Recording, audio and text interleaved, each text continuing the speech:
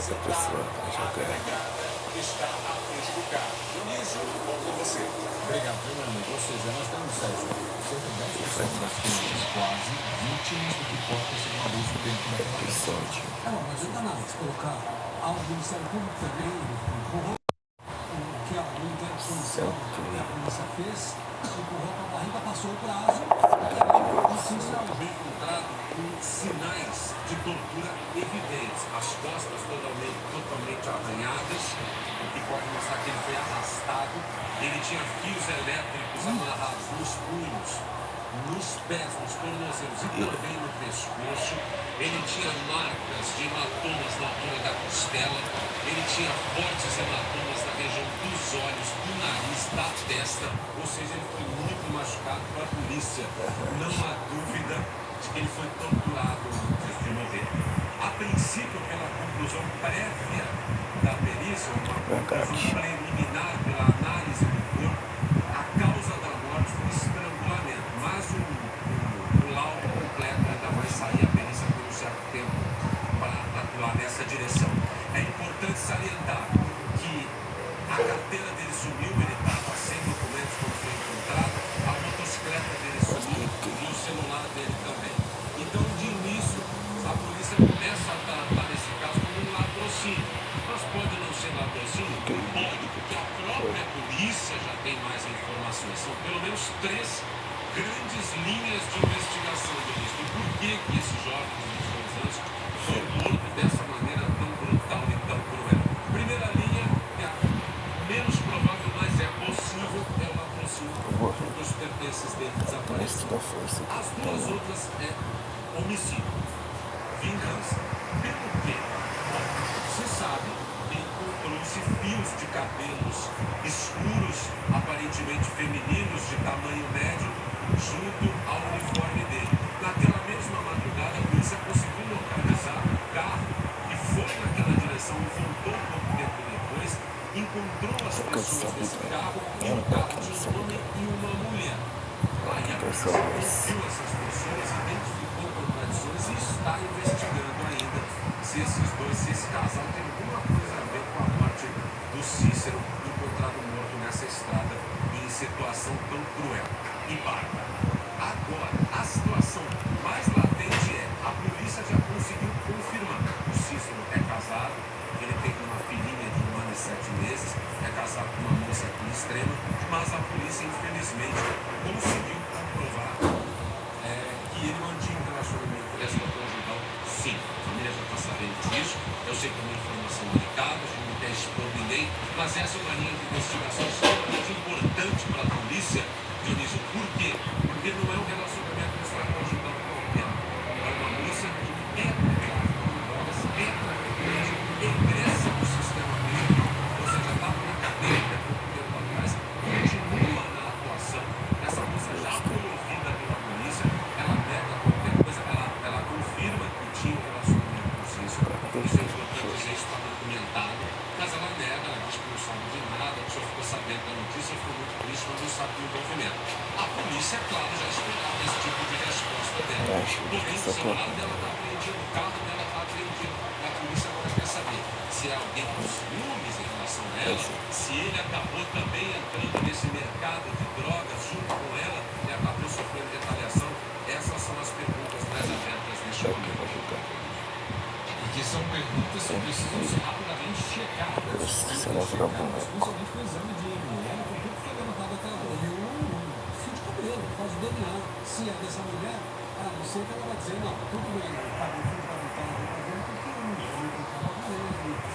Mas ela é a pessoa que estava nesse dia, do carro, junto com o tudo isso a investigação vai resolver, decidir. Olha, o fio de cabelo é fundamental para saber se é dela. Se não for dela, de uma outra pessoa, e são exatamente essas perguntas e respostas que a polícia tem. Mas eu vi que o André, que é o de São Paulo, ele fez um sinal agora, era outra pessoa, era outra essa das duas mulheres distintas. Muito mais um mistério ainda, né? E aí o fundamental é o exame rápido. Só espero que a polícia civil faça o exame rápido do cabelo para dar uma resposta. Exclui aquele de quem é ou não exclui. Até porque pode ter prioridade no resultado disso, porque nós temos assassinos à solta. O Cícero pode ter sido só um deles. E ligar esse fio de cabelo a possibilidade de identificar o autor ou a autora ou os autores de outros assassinatos que podem ter acontecido na região. André Azevedo, muito obrigado, meu irmão. Eu estou recebendo um chamado urgente de uma imagem que acabou de chegar no Cidade Alerta. Eu estou orientando o meu perfil aqui, pelo monitor. Coloca essa imagem na tela. Chega a gente, um gerente de bar está chegando em casa e sofre um emboscado. Ele fechou o carro ali, ó. E de repente, ele encontra o carro, ele vai entrar em casa. Escuta só, eu vi que uma moto se aproxima, é isso. Olha isso. Esse é o meu Américo, ele chegou em casa, de repente ele não vai se olha isso, é um homem em uma moto, gente, tá? É um homem só em uma moto. Ele desce, porque rapidamente é um homem só, ele desce e vai à casa. Olha a quantidade de tiros, gente. 2, 3, 4. Pelo menos 4 tiros contra a vítima que ainda chegou a pedir socorro. Ele tinha acabado de chegar do trabalho quando foi rendido por esse sujeito armado. Inclusive, o sujeito perguntou o nome dele e saiu atirando. Um apelido muito seria, inclusive, uma pista para esse atirador.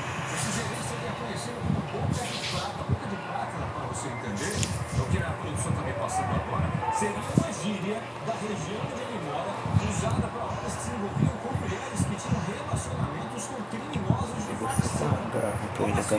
Por isso que já conseguiu levantar isso para um ponto de estamento? Já está pronto? Paulo, explica para quem está em casa acompanhando Cidade Alerta o que motivou esse crime entre bárbaro e ousado no meio da rua, dentro da casa da vítima. Boa tarde, meu amigo.